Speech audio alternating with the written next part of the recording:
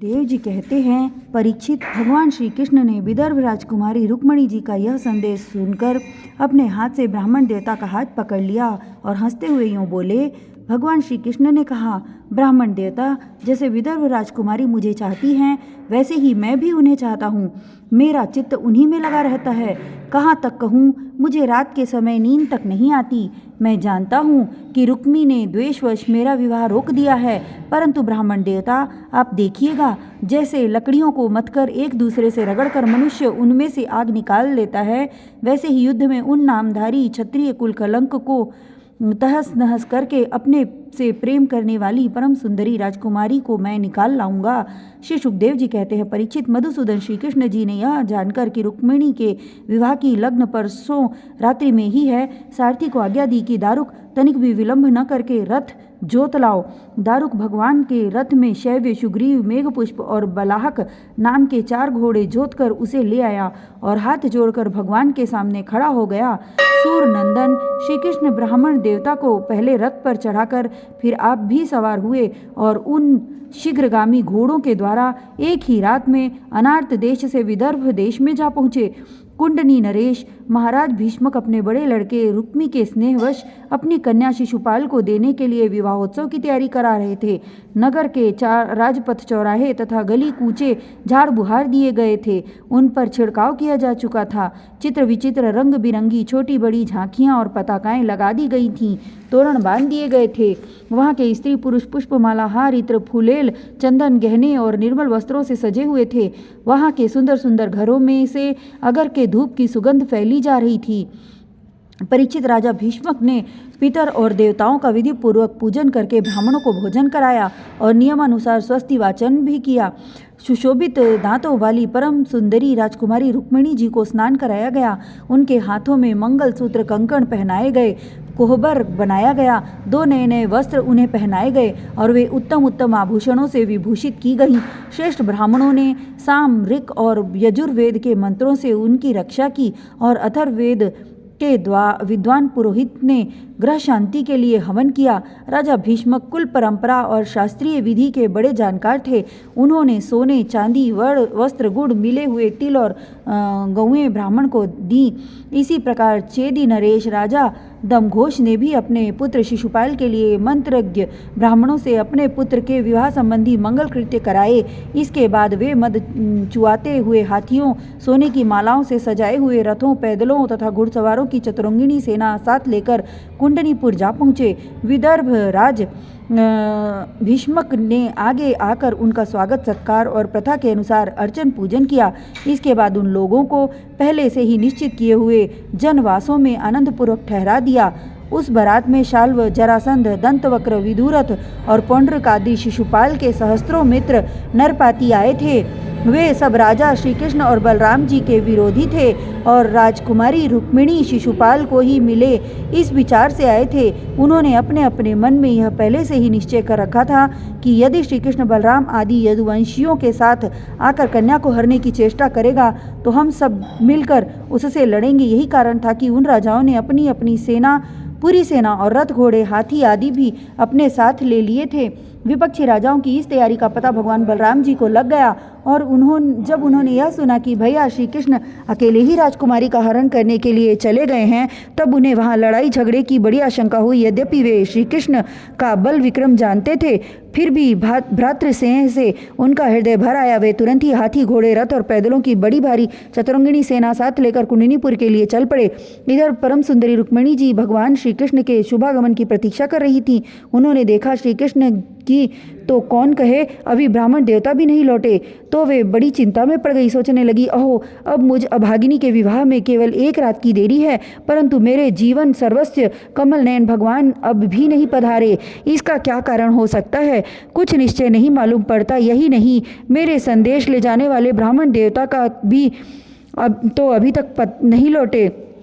इसमें संदेह नहीं कि भगवान श्री कृष्ण का स्वरूप परम सुंदर है और विशुद्ध पुरुष ही उनसे प्रेम कर सकते हैं। उन्होंने मुझ में कुछ न कुछ बुराई देखी होगी, तभी तो वे मेरे हाथ पकड़ने के लिए, मुझे स्वीकार करने के लिए उद्यत होकर वे यहाँ नहीं पधार रहे हैं। ठीक है, मेरे भाग्य ही मंद हैं। विधाता और भगवान शंकर भी मेरे अनुकूल नहीं जान पड़ते।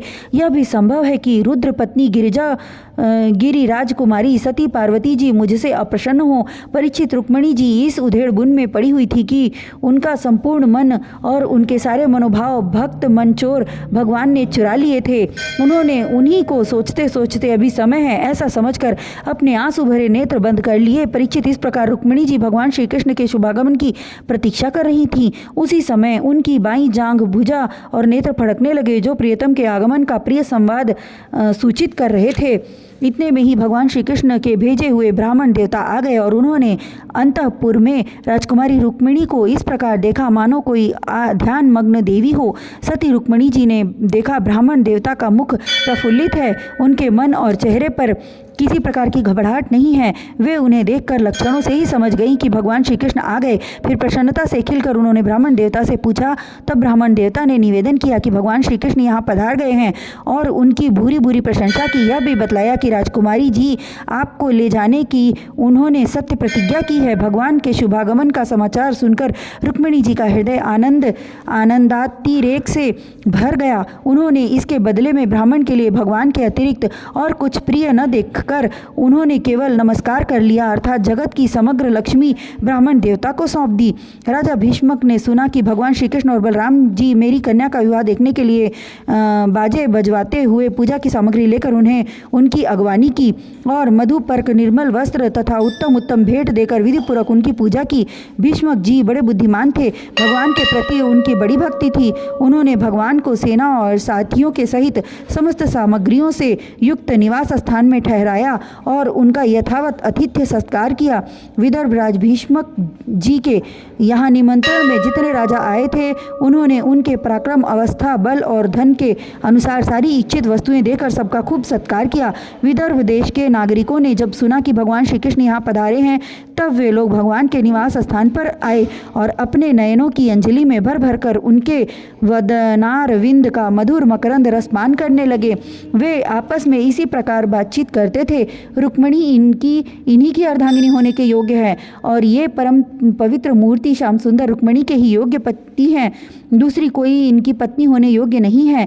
यदि हमने अपने पूर्व जन्म या इस जन्म में कुछ भी सत्कर्म किया हो तो त्रिलोक विधाता भगवान हम पर प्रसन्न हो और ऐसी कृपा करें कि श्याम सुंदर श्री कृष्ण ही विदर्भ राजकुमारी रुक्मिणी जी का पाणी ग्रहण करें। परीक्षित जिस समय प्रेम परवश होकर पूर्ववासी लोग परस्पर इस प्रकार की बातचीत कर रहे थे उसी समय रुक्मिणी जी अंतःपुर से निकलकर देवी जी के मंदिर के लिए चली। बहुत से सैनिक उनकी रक्षा में नियुक्त थे। वे प्रेम मूर्ति श्री कृष्णचंद्र के चरण कमलों का चिंतन करती हुई भगवती भवानी के पाद पल्लवों का दर्शन करने के लिए पैदल ही चली। वे स्वयं मौन थी और माताएं तथा सखी सहेलियां सब ओर से उन्हें घेरे हुए थीं। शूरवीर राज सैनिक हाथों में अस्त्र शस्त्र उठाए कवच पहने उनकी रक्षा कर रहे थे। उस समय मृदंग, शंख, ढोल, तुरही और भेरी आदि बाजे बज रहे थे। बहुत सी ब्राह्मण पत्नियां पुष्पमाला, चंदन और सुगंध द्रव्य और गहने कपड़ों से सज धजकर साथ साथ चल रही थीं और अनेकों प्रकार के उपहार तथा पूजन आदि की सामग्री लेकर सहस्त्रों श्रेष्ठ वारांगनाएं भी साथ थीं। गवैये गाते जाते थे, बाजे वाले बाजे बजाते चलते थे और सूत, मागध तथा बंदीजन दुल्हन के चारों ओर जय जयकार करते बिरत बखानते जा रहे थे। देवी जी के मंदिर में पहुंचकर रुक्मिणी जी ने अपने कमल के सदृश सुकोमल हाथ पैर धोए आचमन किया। इसके बाद बाहर भीतर से पवित्र एवं शांत भाव से युक्त होकर अंबिका देवी के मंदिर में प्रवेश किया। बहुत सी विधि विधान जानने वाली बड़ी बूढ़ी ब्राह्मणियां उनके साथ थीं। उन्होंने भगवान शंकर की अर्धांगिनी भवानी को और भगवान शंकर को भी रुक्मिणी जी से प्रणाम करवाया।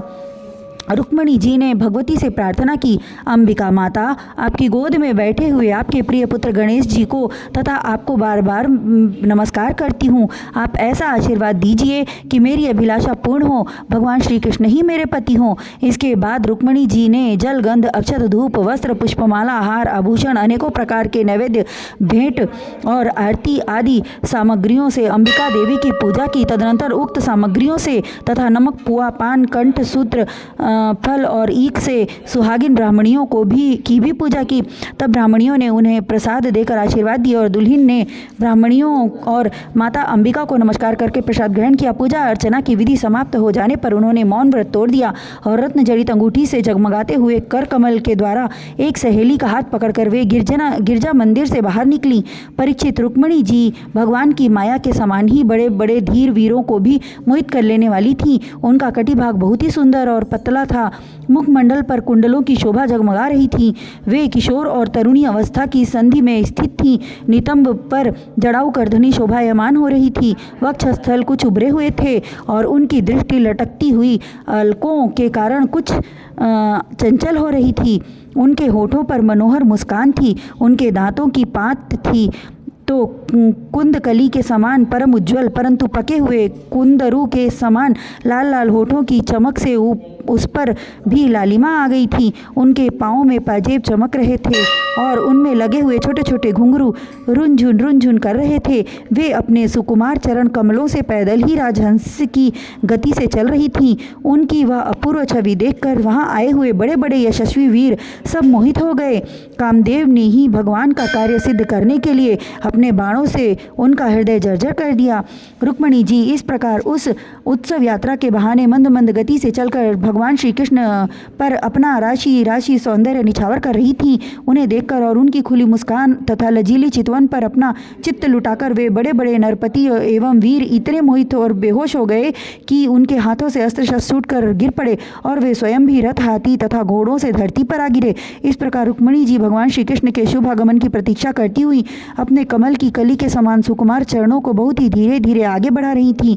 उन्होंने अपने बाईं हाथ की उंगली से मुख की ओर लटकती हुई अलकें हटाई और वहां आए हुए नरपतियों की ओर लजीली चितवन से देखा। उसी समय उन्हें श्याम सुंदर भगवान श्री कृष्ण के दर्शन हुए। राजकुमारी रुक्मिणी जी रथ पर चढ़ना ही चाहती थी कि भगवान श्री कृष्ण ने समस्त शत्रुओं के देखते देखते उनकी भीड़ में से रुक्मिणी जी को उठा लिया और उन सैकड़ों राजाओं के सिर पर पांव रखकर उन्हें अपने उस रथ पर बिठा लिया जिसकी ध्वजा पर गरुड़ का चिन्ह लगा हुआ था। इसके बाद जैसे सिंह सियारों के बीच में से अपना भाग ले जाए, वैसे ही रुक्मिणी जी को लेकर भगवान श्री कृष्ण बलराम जी आदि यदुवंशियों के साथ वहां से चल पड़े। उस समय जरासंध के वशवर्ती अभिमानी राजाओं को अपना यह बड़ा भारी तिरस्कार और यश कीर्ति का नाश सहन न हुआ। वे सब के सब चिढ़कर कहने लगे, अहो हमें धिक्कार है। आज हम लोग धनुष धारण करके खड़े ही रहे और ये ग्वाले जैसे सिंह के भाग को हिरनी ले जाए उसी प्रकार हमारा सारा यश छीन कर ले गए।